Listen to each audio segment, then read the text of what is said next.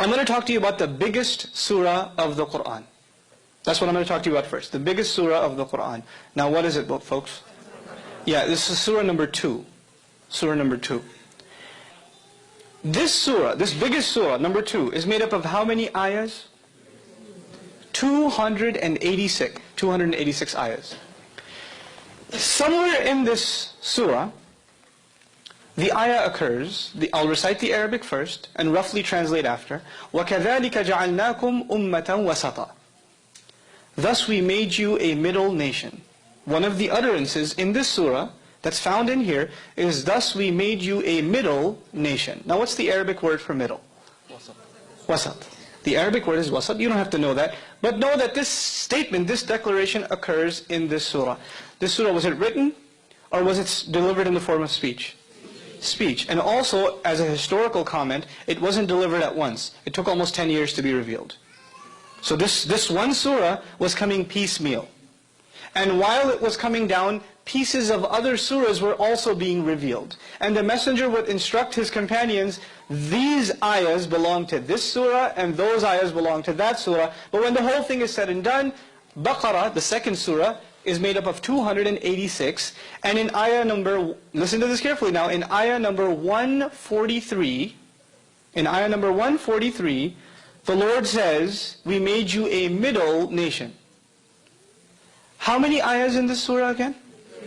286. And where does He call us a middle nation? In the middle. In the middle. Now how do you, I understand if you're going to do this in writing. I understand if you're going to do this in writing. How do you do this in speech? And by the way, at the time, there was no concept of ayah number. Like I told you, ayahs, there are 286 ayahs, and there's 143 ayahs. At the time, they never said, haven't you read ayah 12 of chapter 35? They didn't talk like that. They just recited the ayah. They didn't have this number scheme. When did this number scheme become part of the Qur'an? When the Qur'an was finally put into book form. But the generation we're talking about doesn't have a book before them. They don't have that before them. They're memorizing this, and it's completely and entirely an oral tradition. So that's one small example. The nobility given to Jesus in the Qur'an. I'll give you one remarkable example of it. Which nation was Moses sent to? The Israelites. Everybody knows that? The Israelites. Who's the original audience of Jesus? The same nation or no? The Israelites also? Yes. Okay. Now, surah number 61, As-Saf. There's one ayah dedicated to Moses addressing his nation. And the next ayah is dedicated to Jesus addressing his nation. Keeping in mind that both of them, even though there's a big time gap between them, essentially are addressing which nation? The Israelites. They're the same nation. Okay. Now listen carefully. وَإِذْ قَالَ مُوسَى لِقَوْمِهِ يَا قَوْمِ. When Moses said to his nation, begin quote, my nation. Addressing them with what words? What was the first words used to address them? My nation. Ya qawmi, my nation. Okay. Let's come to what Jesus said. وَإِذْ قَالَ عِيسَى ibn Maryam. When Jesus, the son of Mary, said, Ya Bani Israel, sons of Israel. Sons of Israel. Now what did he not say?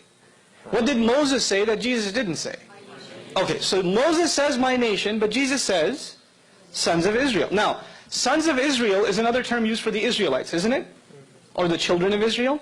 You know what we learned from that? In Semitic tradition and in Arab tradition, as was carried originally by Abraham also, identity was given by the father.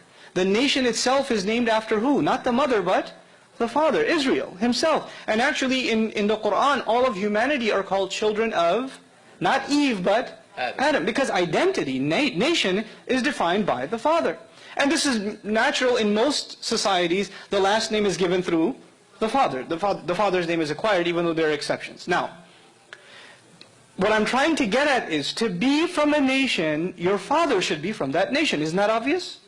To be from a nation, it's only expected that your father should be from that nation. So when Moses says, my nation, what's he actually saying?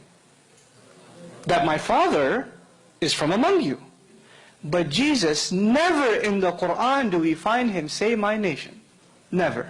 Every time he addresses them, what does he say? Sons of Israel. Now why would he never say my nation? Because he doesn't have a father.